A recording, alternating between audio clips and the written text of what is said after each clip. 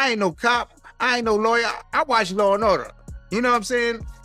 And the way this is going, it looks like a certain type of thing is going down. Chaotic. It's hard to actually figure out what's what, but it's becoming clearer. It's becoming clearer and clearer, but... For decades, we thought the Vegas tragedy was an open-end shot case. The neon lights of the Strip, a speeding BMW, the sudden gunfire that silenced an icon. But tonight, that story shatters. Mopim Shakur, Tupac's own brother, has stepped forward with a revelation that flips the script. He claims the version we were fed was nothing but a carefully staged cover-up, built to bury the truth. And here's the bombshell. Tupac may not have been just a victim that night. He may have been forced into hiding, and the enemy wasn't some nameless rival. According to Mopim, the man at the center of it all is one of hip-hop's most powerful figures, Diddy. Boy, Puffy called me though. Puffy called me back in the day. He called me, he was like, I just want you to know I ain't have nothing to do with your brother's, The ground is shifting, and this isn't just another blogger chasing clout. This is family. Mopim looked straight into the camera on Piers Morgan's show, carrying the same piercing calm his brother once had. When asked about Diddy's denials, he didn't sugarcoat it. He admitted he has serious doubts, and recalled a chilling warning he gave Diddy nearly 20 years ago. The truth always comes out.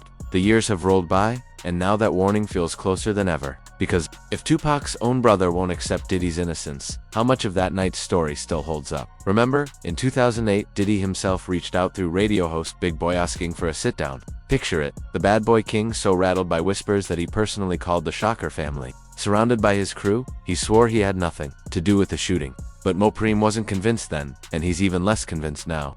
Nearly 3 decades later, the cracks in Diddy's story are only getting wider, and the whispers from insiders who lived through that era, they've never stopped. That's Puffy's homie. You know what I mean? They have a relationship. They're friendly. They know each other. This is where the story takes a darker turn. Mopim's doubts don't stand alone. They're rooted in whispers that stretch all the way back to 1996. Insiders in Los Angeles nightclubs spoke about Diddy running a cleanup crew, a shadow team that stepped in whenever things got messy. Witnesses who could have spoken out suddenly went quiet. Investigations stalled. Case files mysteriously vanished. Could this explain why Tupac's murder remained frozen for decades? With only one man, Keith D, ever charged, while dozens of other names never touched a courtroom. Was someone making sure the truth never surfaced? Even within law enforcement, the same whispers circulate. Federal records reveal that in a secretly recorded police interview years ago, Diddy's name surfaced. Over 40 times in connection with Tupac's shooting. 40 times Keith D, now awaiting trial, claimed Diddy put out a multi-million-dollar bounty on both Tupac and Suge Knight's heads. He even described a chilling moment where Diddy allegedly said, "I'll give anything for that dude's head." If it was just idle talk, why was it repeated word for word in so many accounts? And why, even now, do prosecutors still keep that tape buried in their files?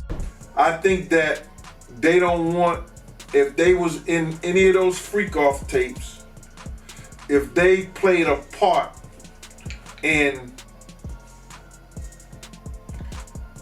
any of those Diddy sessions, they don't want it to get out to the general public to make a... Meanwhile, Diddy's empire is crumbling under the weight of scandal. Arrested for racketeering, facing charges of trafficking and coercion, his name is now tied not just to wild parties, but to something far darker. During federal raids on his mansions, agents reportedly uncovered files stamped with one word, Cuba. That word reignites the most enduring rumor of all, that Tupac staged his own exit and fled to the island where his aunt, Assata Shakur, has lived in exile for decades. Fans have circulated tales of Tupac's sightings in Havana's backstreets for years, grainy footage of a man with the same gait, the same bald head, the same piercing energy. Could those files link Diddy to burying the real story?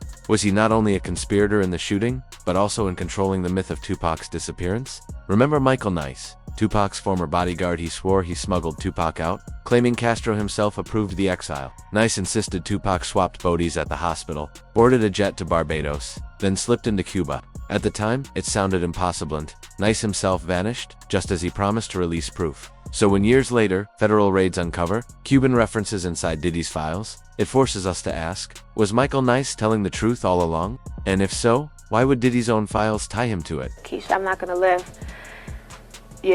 past a certain time, or, I know I'm gonna get shot up. He knew that. That was, the one thing that he did. The unanswered questions only stack higher. How is it that no bystanders spotted the shooter on one of Vegas's busiest nights? Why were Tupac's height and weight recorded incorrectly on the coroner's report?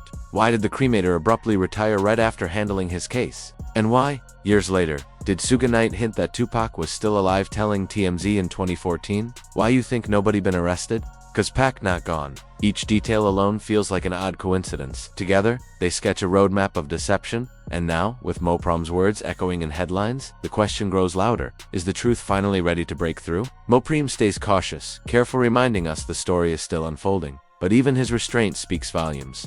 If he truly believed Diddy was innocent, he'd say it outright. Instead, he leans on doubt, repeating, "Once more, we gonna see." For a man who's carried nearly 30 years of grief, every word is measured, and what he's really saying is what millions of us are thinking. The lies are running out of time, and the truth has teeth. Those teeth may be closing in on Diddy. But an indictment, that's somewhat like a blackmail. He was blackmailing people to be in the freak-offs. So that's federal. That could be that's a federal charge. He can't blackmail people to say, yo, listen here, you did it once and you're gonna do it again. That ain't gonna make it with the government or nobody. Meanwhile, prosecutors in Diddy's current trial are already grappling with vanishing witnesses. One woman identified in court papers as victim 3 has disappeared, unreachable even by her own lawyer. If this is happening now, in broad daylight, what might have unfolded back in 1996, when the stakes were life and death? Is this the modern echo of that rumored cleanup crew? Could the same tactics that smothered voices around Tupac's case still be operating today, embedded in the machinery of Diddy's empire? That's why the Cuba theory refuses to fade. Each new leak, each insider account, casts Havana's shadow over the story. Was Diddy hiding knowledge that Tupac lived on, tucked away in a quiet corner of the Caribbean? Did he build power and profit on the world believing Tupac was gone, while he alone knew the truth? And what secrets were so dangerous that federal agents tore through his files during those mansion raids? I'm trying to say that's some kind of conspiracy, and maybe some other shit was going on, or this, that, and the third. But brother, he had that conversation with K. Slade 2 weeks before he was murdered. Behind the platinum plaques, champagne-soaked parties, and glittering award shows, Bad Boy Records is starting to resemble less a record label and more a syndicate wrapped in velvet. The stories pouring out now are darker than anything East versus West Coast beef ever hinted at. We're talking accusations of exploitation so extreme they turned studio lights into interrogation lamps. Those infamous freak-off gatherings prosecutors describe weren't just wild nights, they were orchestrated marathons of control. Diddy allegedly forced people into degrading acts, filmed them, and kept the tapes as leverage. Layer in the trafficking charges, the racketeering counts, and the whispers of silenced witnesses, and the image of Diddy as a mogul begins to blur into that of a kingpin running a private order. Think about it. Bad Boy wasn't just dropping chart toppers.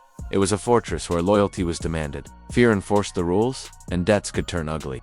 Former insiders describe a world where saying no wasn't an option. If that same machinery was in motion back in 1996, it's not hard to imagine how the fallout of Tupac's shooting could be manipulated, reshaped, or buried. Witnesses vanish, files disappear, statements are retracted. The Vegas investigation was doomed from the start to end. Maybe that wasn't by accident. Now, as federal agents rip through every corner of Diddy's empire, the skeletons in Bad Boy's closets are rattling loose, and perhaps the most chilling skeleton is the so-called Cuba files, a phrase that slipped from raid inventories like a spark into gasoline. Agents cataloged boxes of documents and digital drives, and inside that mountain sat one cryptic label. No one knows what's inside, but speculation has already gone nuclear. Could it be encrypted messages tracing back to the 90s? Proof of hush money. Even evidence Tupac slipped into exile rather than a grave. The very thought electrifies conspiracy watchers because it ties directly into decades of alleged sightings in Havana. Locals have sworn they spotted a man with two build weaving through side streets, ducking into cafes, then vanishing again. If Diddy kept private notes, photos, or recordings referencing those sightings, it wouldn't just suggest awareness, it would point to active involvement in sustaining the illusion. The Cuba files might not be a label. They could be the missing bridge between rumor and reality. But I'm still a little suspicious about the timing and how it's all rolled out here. What makes the discovery even more chilling is the timing. These files surfaced in raids meant to target trafficking and coercion, not unsolved shootings from nearly 3 decades ago. That overlap hints that Diddy's alleged double life, mogul by day, shadow boss by night, bled across eras, with one crime shielding another. If investigators crack open those files and uncover communications with Cuban contacts, the fallout would be explosive. The raid designed to dismantle his modern empire could accidentally detonate hip-hop's oldest mystery. And here's the psychological twist: if the Cuba files exist in detail, this isn't just about Diddy anymore. Moving and hiding someone as globally recognizable as Tupac would have demanded layers of cooperation, political allies, financial backers, maybe even intelligence agencies that saw advantage in keeping him alive but hidden. A network like that doesn't survive decades without protection from the very top. Which forces the ultimate question: how many powerful names have been complicit in this cover-up, and how far would they go to keep it buried? They laid the blueprint for me, and they're not here anymore. So I always want to make sure that, through me, you know what I'm saying? The existence of such files wouldn't just answer questions, it would rip open wounds. Proof that Tupac survived all these years would also be proof of betrayal. While millions mourned and hip-hop built its mythology around a lost king, a select few insiders may have profited from the deception, controlling narratives, royalties, and legacies. The weight of that revelation could crush reputations across the industry. And maybe that's why whispers around the Cuba files carry such a dangerous edge. We're standing on the brink of something unprecedented. If these documents ever surface, they could validate decades of suspicion or expose something far darker: that his fate wasn't just sealed by a gun on the Vegas Strip, but by a hidden alliance of mogul, politicians, and opportunists who found his disappearance useful. Either way, the Cuba files suggests that when the truth comes, it will be more shocking than anyone could imagine. Named Diddy 77 times in court documents related to Tupac. Then there's Suge Knight. Love him or hate him, he's the man who's seen both sides of this bloody feud. Behind the wheel the night Tupac was struck, he survived the chaos and built his own empire. Shadows included, now he's behind bars. For an unrelated conviction, stripped of power, his legacy hanging by a thread, what does a man in his position have left? Revenge? Redemption? A chance to finally control the narrative one last time? Suge has hinted for years, dropping comments like landmines. In 2014, he told TMZ flat out, "Why you think nobody been arrested?" Suggesting authorities knew more than they admitted. If Mop is firing the first shots now, Suge could hold the ammunition to blow the story wide open. Imagine him testifying, laying out what really happened on the Vegas Strip, or even confirming Tupac staged his exit. Every incentive points to him exposing Diddy as the architect of a decades-long deception. Documents, hidden tapes, first-hand knowledge. Could Suge have it all? If so, the fallout would be nuclear. He has nothing to lose except the chance to be remembered as the man who revealed the truth. All of this converges on a terrifying possibility. If Diddy's empire is proven to be more than shady parties, if it's a full-blown criminal operation, every part of his past could be dragged into court. Bounty claims, secret files, whispered links to Tupac's disappearance. They'd all face the spotlight. Even the smallest shred of evidence connecting his empire to Tupac could rewrite hip-hop history in real time. Picture headlines screaming that Tupac's death was a lie, that he fled to Cuba under threat from the very man now facing prison. The shockwaves wouldn't just shake the industry, they'd shatter the golden age mythology of rap. Every interview, every denial, every awards show appearance featuring Diddy would be scrutinized. And the question haunting everyone would be chillingly simple: how far would he go to silence the truth? We're left hanging on the edge of revelation. If Mop Prime's words were the opening crack, if Suge still holds the dynamite, and if federal prosecutors keep pulling threads, we could finally watch the whole tapestry unravel. If Tupac is alive, and Diddy orchestrated a decades-long cover-up, this scandal could topple the last illusions of hip-hop royalty. What do you believe? Was Tupac truly lost on the Vegas Strip, or has he been in exile while Diddy built an empire on his disappearance? Drop your thoughts in the comments. This mystery may finally be unraveling before our eyes. Until next time, stay sharp, stay curious, and remember, truth always finds a way to surface, no matter how deep you try to bury it.